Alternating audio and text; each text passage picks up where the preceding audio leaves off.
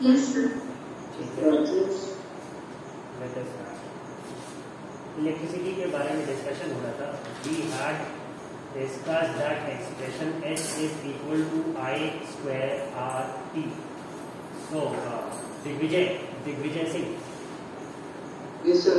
दिग्विजय वो एक्सप्रेशन में H is equal to I square R T में H क्या है, I क्या है, R क्या है, T क्या है? तो I करंट है. हाँ. R रेजिस्टेंस है. ठीक.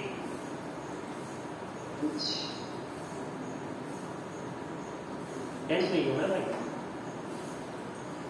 Yes sir. सर एक बार फिर बोले क्या था? H is equal to I square R T. H square is I square R T. Sir T time. T is the time exactly. So H is equal to I square R T. जो हम लोगों ने expression पढ़ा, H was the heat liberated. कौन सी heat liberated? जो कि एक conductor में जब करंट फ्लो होता है तो जो रेजिस्टेंस के कारण हीट जनरेट होती है वो हो गया. ठीक है. I is the current, R is the resistance being offered and T is the time for which the current flows. तो ये एक्सप्रेशन लास्ट टर्म पे हम लोगों ने डिराइव करा था. राइट. ठीक है. Now today I am planning to finish the chapter today. क्योंकि next for UT1 I have included an easier part, sources of energy. तो उसे मैं एक वीक या ज़्यादा से ज़्यादा 3 क्लासेस में फिनिश करूंगा because it's mostly theory and different ways how energy is generated.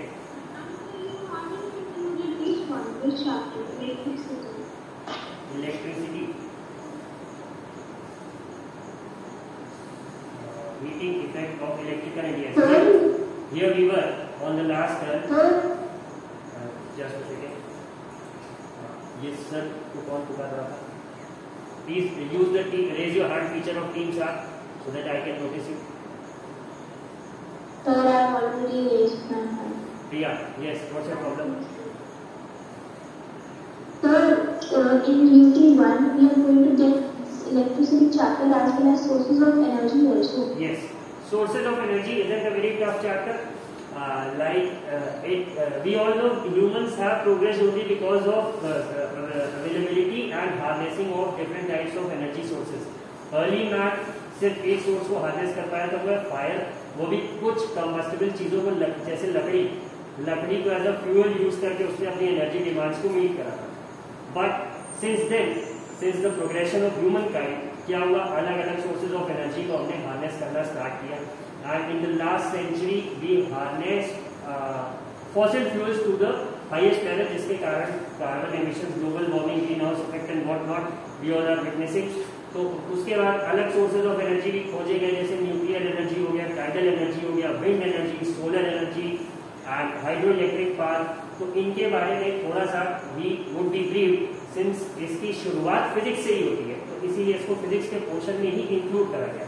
तो इट्स मोस्टली थ्योरेटिकल पार्ट, उसमें आज सच कोई न्यूमेरिकल पोर्शन नहीं है, बट उसकी एक अच्छी अंडरस्टैंडिंग होगी तभी आप अपने आंसर्स को फ्रेम करके एक अच्छा आंसर लिख पाएंगे. You need to understand it in depth. तो वही है ना. ये कशिश क्या बोला तुमने, आवाज क्लियर नहीं.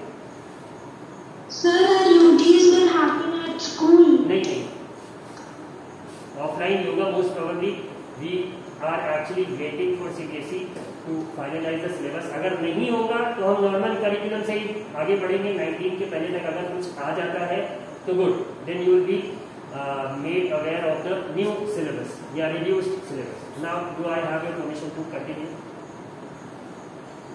Yes. ठीक है. तो ये expression I hope you all can see it on your screen. H is equal to I square RT और इसे ही हम जूल्स लॉ ऑफ हीटिंग भी कहते हैं.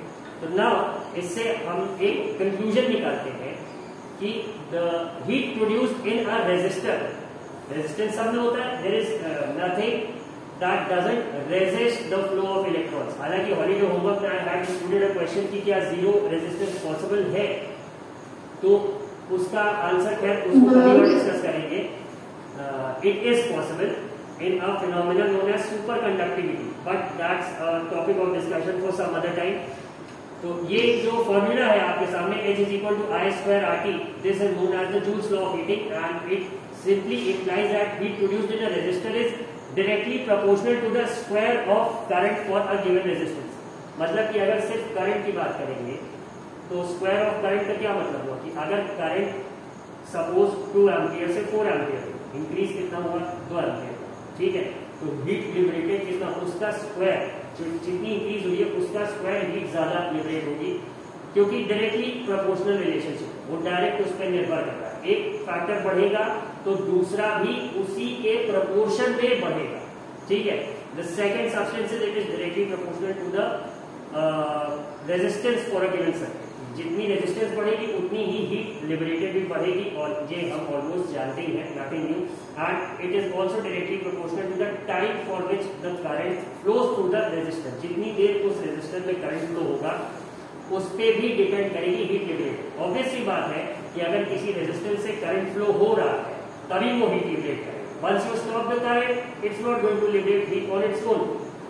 ठीक है, इतनी बात सबके समझ में आ गई होगी आई होप. और ये जूल्स लॉ ऑफ हीटिंग का एक्सप्रेशन हो गया, and we had a few more expressions in this, जैसे कि H is equal to VIT था, और एक एक्सप्रेशन और पावर का हमें मिला था यहाँ पे कि P is equal to VI. तो ये 3 एक्सप्रेशंस अपने पास नोट करेंगे सब लोग, because it is going to help you in solving the numericals.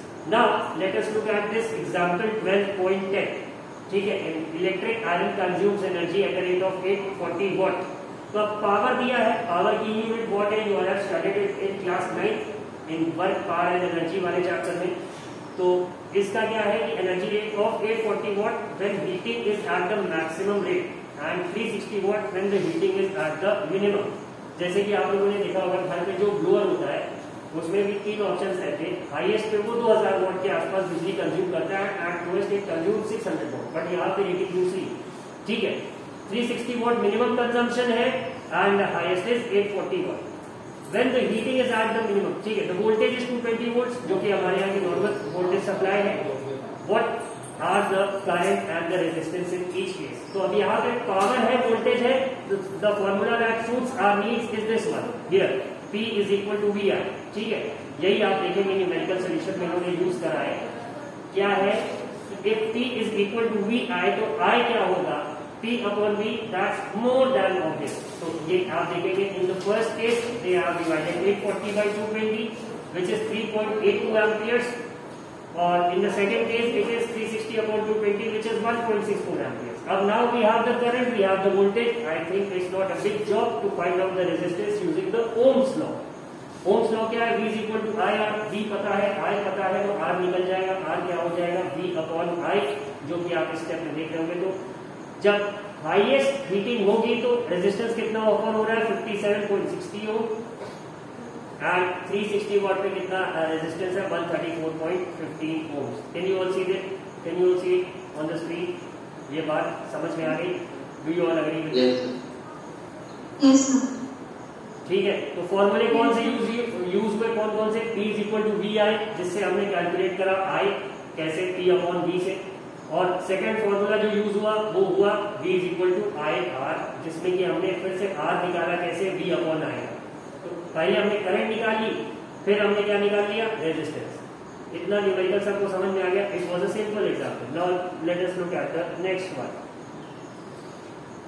Example 12.11. Yes, 100 joule of heat is produced. अब यहाँ जूल आ गया, हीट आ गया. It means simple the formula that we are going to require is H is equal to I square RT. Right, numerical करने का एक बहुत सिंपल सा तरीका है जो हम लोग बचपन में सीखते थे, हालांकि हम लोग बाद में उसे करते नहीं है, बट जो गिवन है हमारे पास वो सबसे पहले नोट डाउन करा जाता है. तो अब इसमें फर्स्ट वर्ड ने हमें बता दिया कि बात जूल की हो रही है, एनर्जी की हो रही है, तो मतलब हीट एनर्जी की बात होगी.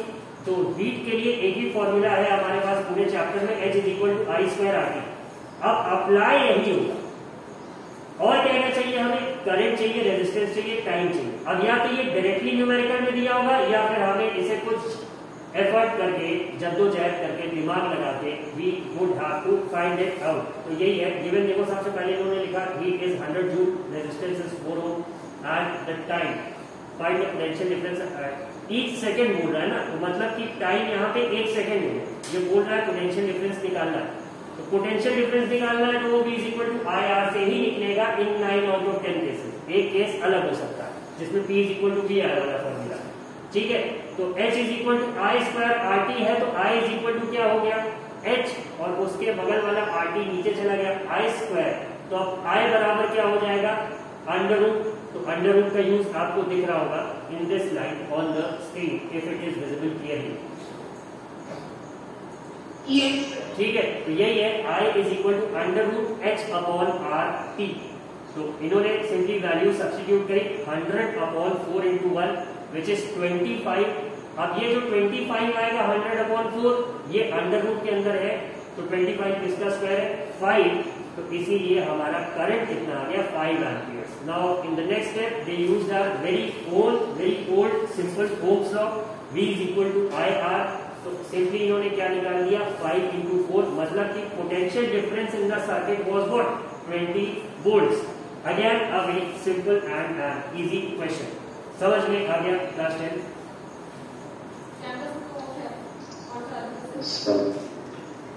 ये कैमरा फिर से ऑफ हो गया।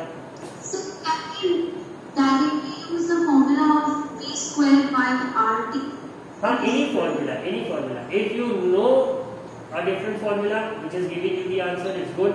But steps मत खाना, डायरेक्टली कोई आंसर मत लिखना, because if it's a 3 mark question and you do it in 1 line, तो वो तुम्हें उसमें 1.5 या 2 मार्क्स से ज्यादा नहीं अवॉर्ड करेगा, ठीक है। Please switch on all the cameras. 37 people and only 10 have been switched on. ये कोई आंदोलन चल रहा है क्या कि कैमरा नहीं ऑन करेंगे? जैसे like a few days back it was ना कि हम कागज नहीं दिखाएंगे, तो हम कैमरा नहीं ऑन करेंगे।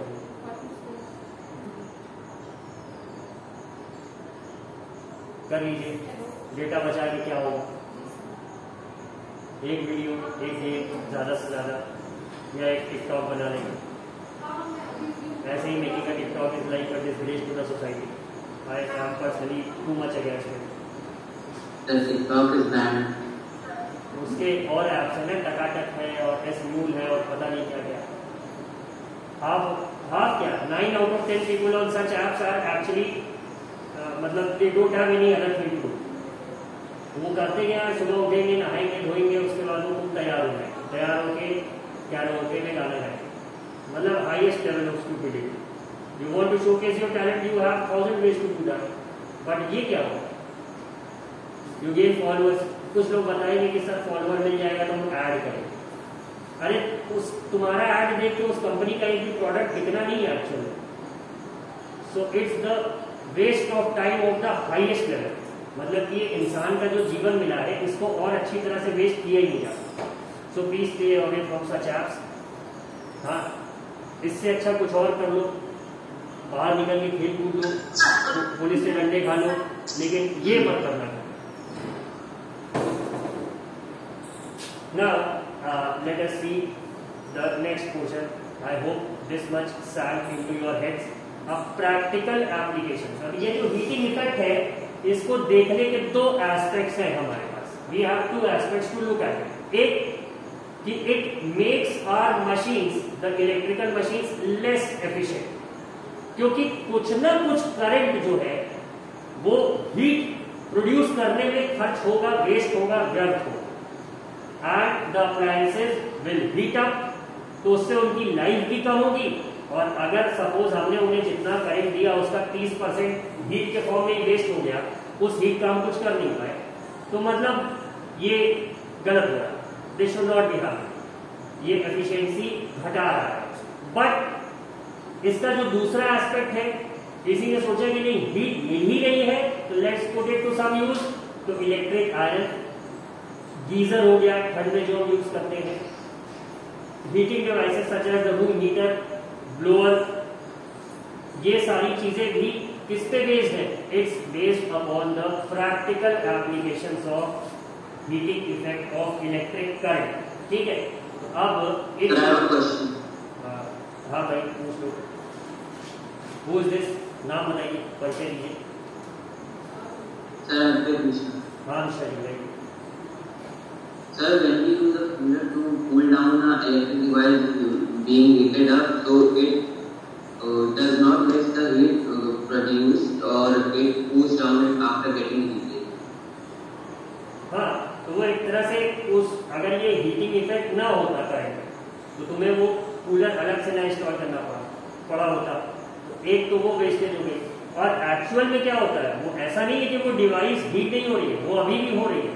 बट ये जो कूलर है, ये अगर कोई कूलेंट यूज कर रहा है या फिर डायरेक्टली एयर यूज कर रहा है, ये करेगा क्या, ठंडी हवा को फेंकेगा उसके ऊपर, जो कि उसके सरफेस की हीट को अब्सॉर्ब करके उसे ठंडा रखेगी। Like you have the radiator in your car engine ना, तो उसका काम क्या होता है, उसमें जो कूलेंट है वो इंजन के जो ब्लॉक है जहां पे मेबी पावर प्रोड्यूस हो रहा है उसके चारों ओर जाएगा, उस इंजन की एक्सेस हीट को सोखेगा और उसके बाद जो एक तुम्हें बाहर की तरफ बॉनेट के पास एक जाल जैसा हिस्सा दिखता है, उसमें छोटे छोटे छोटे छोटे जाली टाइप की बनी होती है, तो वो उस जाली में finally that coolant would go और जो फैन है वो उस कूलेंट को हवा के हेल्प से ठंडा करे।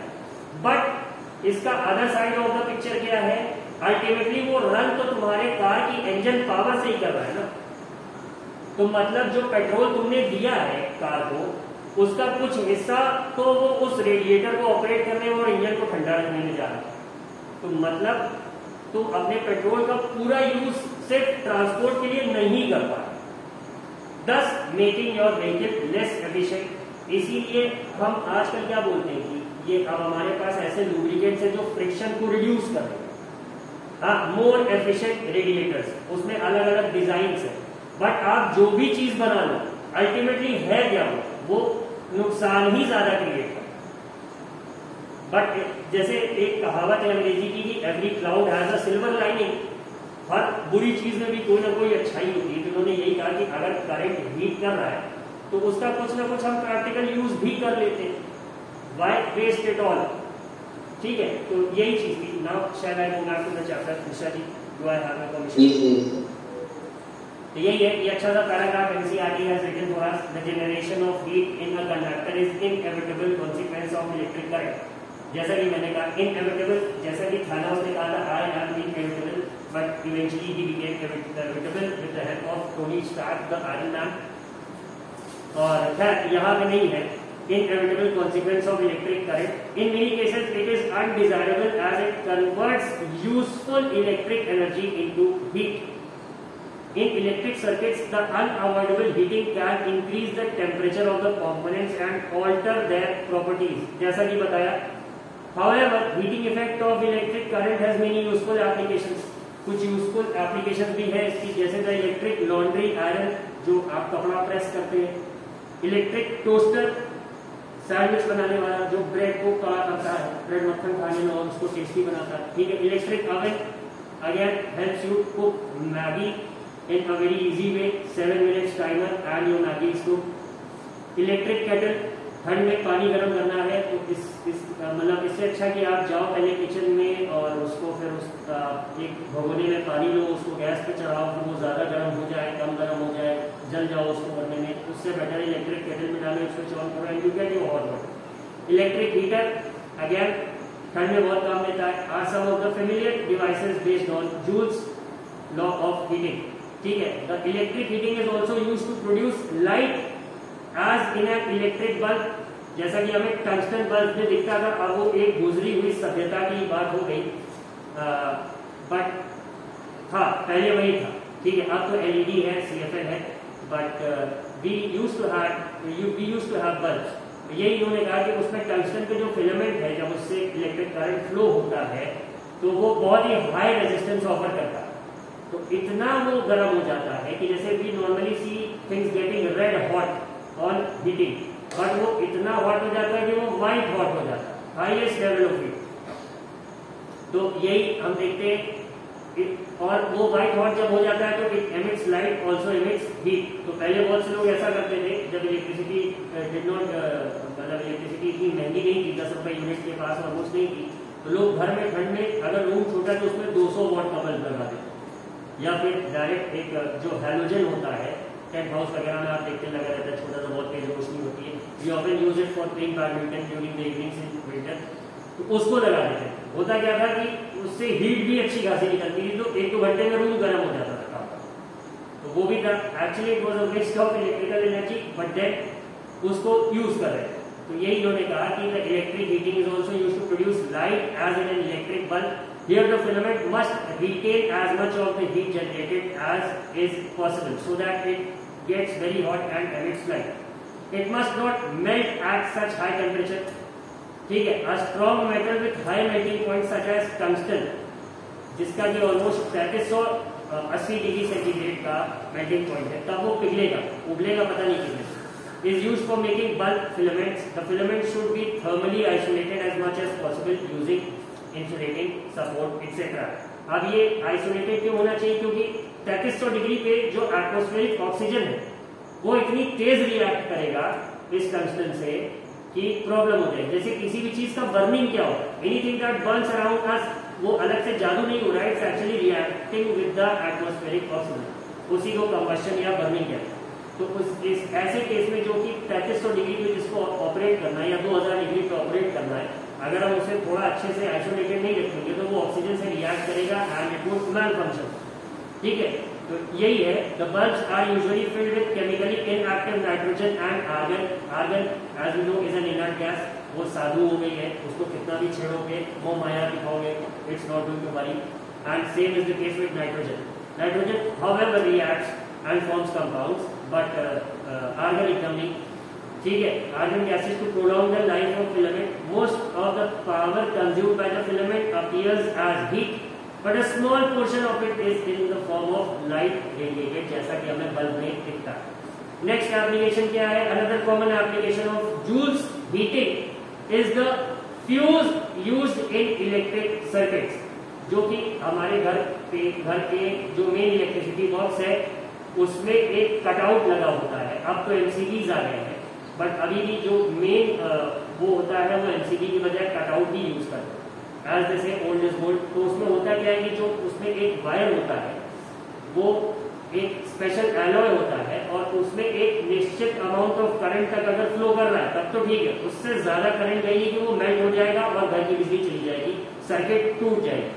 तो ये भी था कि सपोज अगर आपके घर की electrical wiring has been designed to handle suppose 64 amperes of current at max, but आपने 3 AC चला दिया जो कि बहुत ज्यादा हो गया उसके कैपेसिटी से, तो इससे पहले कि वायरिंग जले और घर में आग लग जाए, एक आध आदमी उसमें जल जाए, it is better to break the circuit as a safety measure. तो वहां पे ये काम करता है। तो ultimately it is based upon what? The Joule's law of heating. तो ये भी उसका एक एप्लीकेशन हो गया। It protects circuits and appliances by stopping the flow of any unduly high electric current.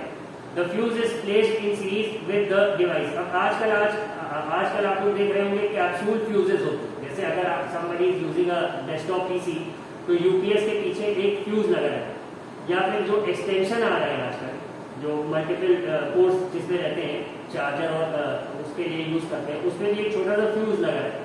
It's again for the same purpose. अब वो एकदम प्रॉपर बोल चाइना का जो इतना बड़ा सा भारी सा रहता था वो नहीं, they have reduced it's size. Inverter के पीछे भी वही लगा हुआ आपके घर का जो। The fuse is placed in series with the device. It consist of a piece of wire made of a metal और an alloy of appropriate melting point, for example aluminium, copper, iron, lead etcetera. If a current larger than the specified value flows through the circuit, अगर उसके capacity से ज्यादा current उसमें flow होगा, this melts the fuse wire and breaks the circuit, जैसा कि I already explain you. The fuse wire is usually encased in a cartridge, जिसका अभी मैं डिस्कशन कर रहा था, जो इन्वर्टर और यूपीएस के पीछे लगा रहता है, ये कार्ट्रिज के फॉर्म में। The fuse wire is usually encased in a cartridge of polysilicon और similar material with metal ends. The fuses used for domestic purposes are rated as 1 ampere, 2 ampere, 3 ampere, 5 ampere, 10 ampere, etc. For an electric iron, which consumes 1 kilowatt electrical power when operated at 220 volt, a current of 4.54 ampere will flow in the circuit. In this case, a 5 ampere fuse must be used. एक 5 ampere fuse जो है अगर लग जाएगा तो काम हमारा चल जाएगा। ठीक है, इतनी बात आई होप समझ में आ गई। अब नेक्स्ट क्या है, electrical part, again the same formula, P is equal to V I. अब V की जगह इन्होंने लिख दिया क्या, आई आर, तो I और I मल्टीप्लाई हो गए और R बचा, तो नेक्स्ट फॉर्मूला हमने लिया आई स्क्वायर आर। ठीक है, और I की जगह इन्होंने अगर लिख दिया V अपॉन R, तो V इंटू वी मल्टीप्लाई हो जाएगा और हमें क्या मिल जाएगा, V स्क्वायर अपॉन R। तो पावर के ये 3 फॉर्मूले भी आप अपने पास कहीं नोट रखेंगे, it's going to come in very handy while solving the numericals. ठीक है, ये हो गया द यूनिट वॉट। इसके अलावा एक और इसकी कॉमर्शियल वो, हाँ this is a very important thing, let me explain this to you all on the board. बहरहाल इतना जो कहानी बताई, did you all find it interesting, boring तो नहीं लगा? ठीक है, I try to present a very boring thing in a less boring way, I won't call it interesting. ठीक है, मोहम्मद अफजल। Yes sir. अस्सलाम वालेकुम भाईजान, समझ में आया? वालेकुम सर। Yes sir. ठीक, चलो let us look at the ये commercial unit of electricity 1 kilowatt hour. इसकी कहानी समझते हैं, देखते हैं क्या है activity. At 9:20 our break was there and it's going to be 9:30 now. हाँ, ये थर्ड पीरियड भी मेरा सब्स्टिट्यूशन। अच्छा, ब्रेक है क्या?